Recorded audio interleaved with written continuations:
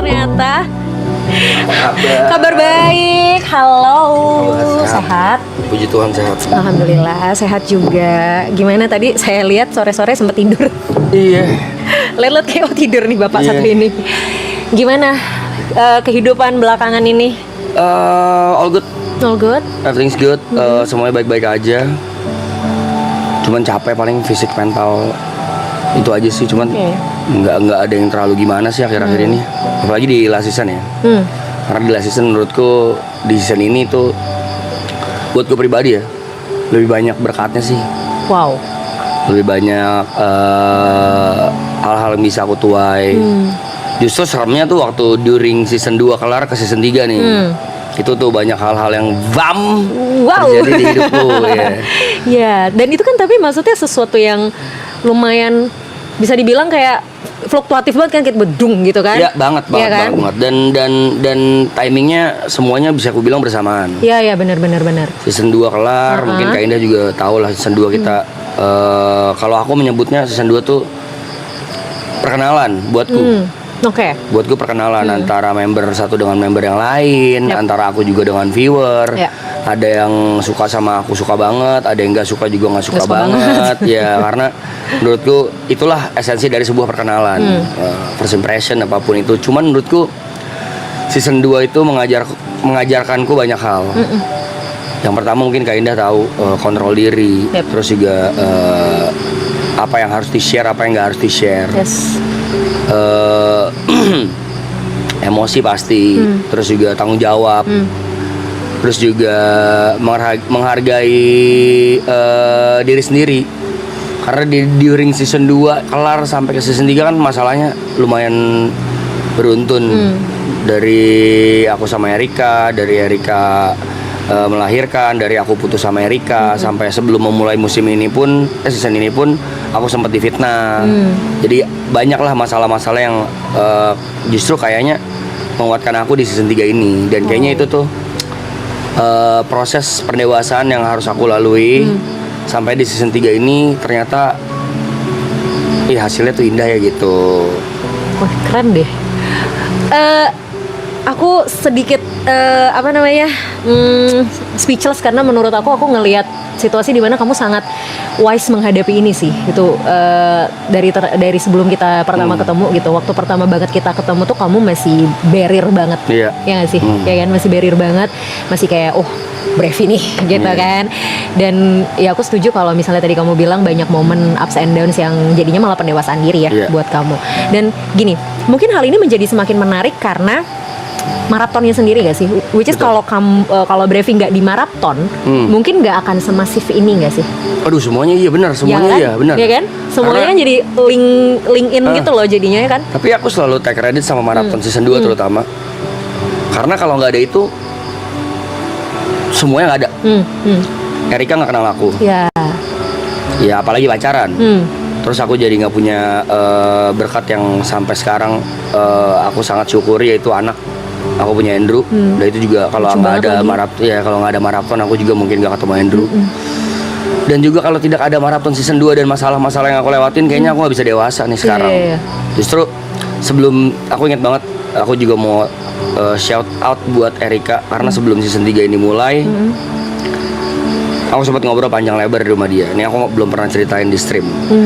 Di waktu itu pesan Erika ke aku cuman, season 3 adalah saat dan waktu kesempatan terakhir buat kamu untuk nunjukin who is Brevi. Kalau kamu mau nunjukin siapa kamu yang sebenarnya, tunjukin aja. Jadi aku remind ke season 2 waktu Arab ngomong kayak gini persis. Be as organic as you can. Jadi siapapun diri lu. Tapi ternyata yang aku lakuin di season 2 adalah overshare. Yang menurutku nggak baik. Banyak yang aku offside dalam bercandaan, dalam apa. Nah ternyata di season 3 ini, ternyata orang-orang nerima lo bercandaan gue yang memang dasarnya tongkrongan gitu. Jadi banyak yang ternyata support juga. Dan ya udah, setelah aku banyak ngobrol sama Erika, jadi paham bahwa, dan aku juga menyebut season 3 ini buat aku pribadi, season terakhir ini adalah pembuktian bahwa ini gua, jadi nanti end up atau outputnya orang-orang atau bakal suka atau enggak ya udah, tapi nah this is who I am aja gitu. Dan puji Tuhan hari ke-100 banyak yang jadi tambah suka dan tambah sayang gitu. Wow, berarti sebenarnya memang udah nunjukin Brevi sebagaimana Brevinya Iya. nih. Oke. Nah, kita balik ke momen dimana ya waktu semua itu terjadi ya gitu, mulai dari masalah sama Erika gitu ya dan sebagainya. Itu kan sebenarnya momen dimana kamu juga lagi into juga sama member-member kan. Betul. Segimana besar peran member di situ, karena nggak mungkin nggak Parah, drop dong, parah, ya kan? parah. Maksudnya gini loh, Brevi selalu muncul sebagai pelindung, terutama untuk Erika gitu ya. Selalu muncul kayak orang yang paling tegar dari semua ini gitu. Tapi aku tahu manusia nggak mungkin Enggak ya lagi, kan, enggak. pasti ada momen Iya, dimana kamu ada. juga drop gitu Iya. kan. Dan di situ kan situasinya juga member ada di sekitar kamu gitu. Ada banget. Nah. Karena memang orang pertama yang aku cari waktu aku dapat masalah dan aku down banget Arab. Aku nelfon Arab, Ya. itu aku inget banget jam 4:30 pagi aku ke BSD. Itu di sana ada Jot, ada Grace, ada Arab, ada TP.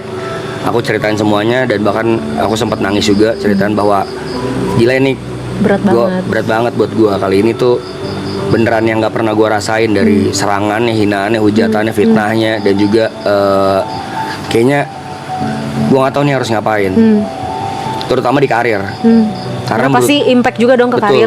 betul karena dengan begitu banyak berkatnya, contoh misalnya dengan kenal Erika kerjaanku jadi tambah oke, exposureku, followerku naik, bla bla bla, itu nggak bisa dipungkirin dan Ya. aku nggak naif untuk mengakui itulah. Ya. Tapi hujatannya juga nggak kalah ngeri gitu.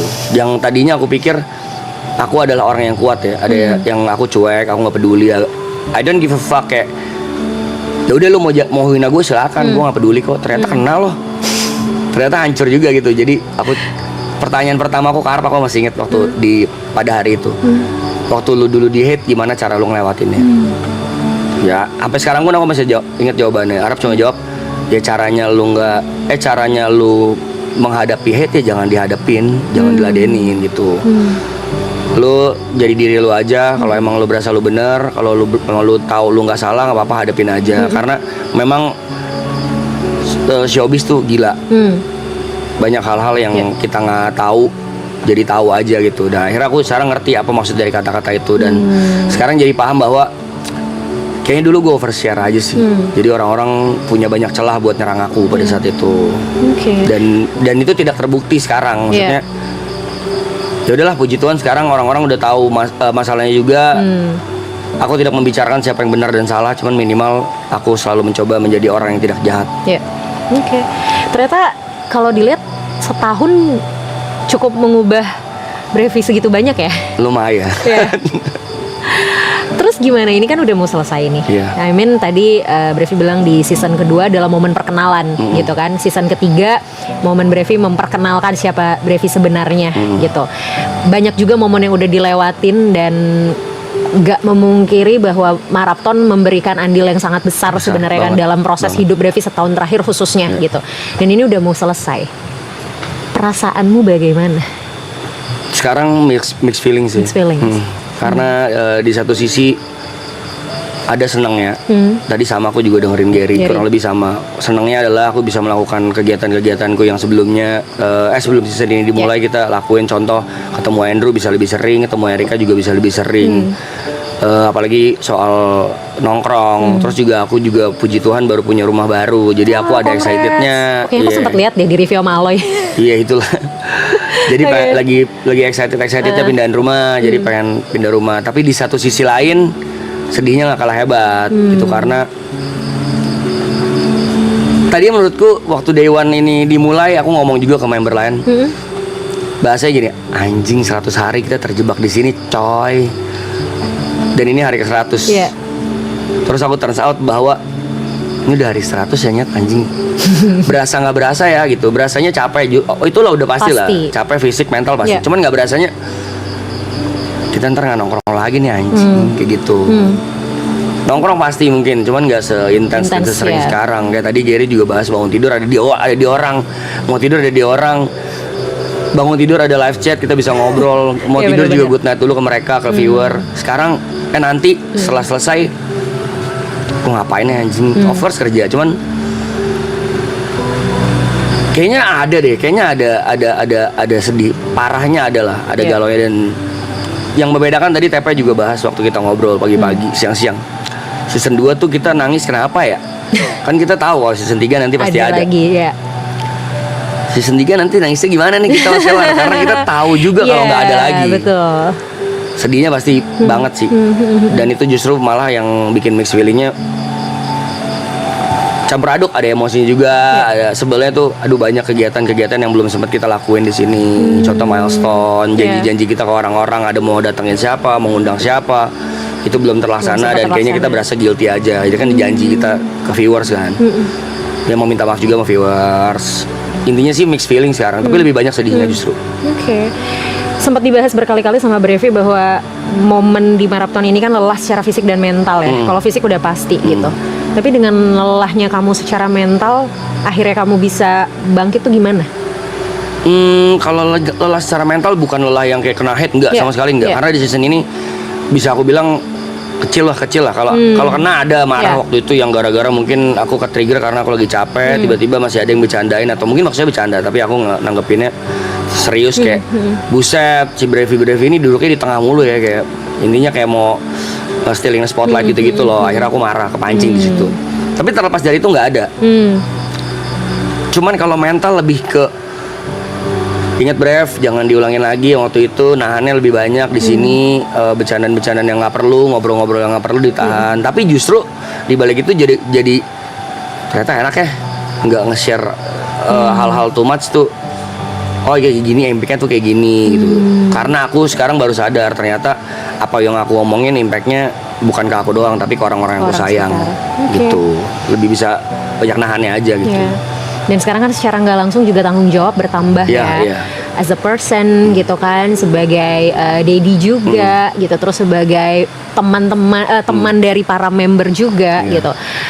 Kalau mau shout out untuk Brevi di tahun lalu ya, karena kan ini aku pun yang balik lagi sama kayak yang tadi aku bilang sama Gary gitu, kita ketemu cuma setahun sekali doang, tapi aku aja bisa ngerasain perubahan yang cukup signifikan sebenarnya, terlepas dari mungkin aku juga lihat perkembangannya di sosial media ya gitu.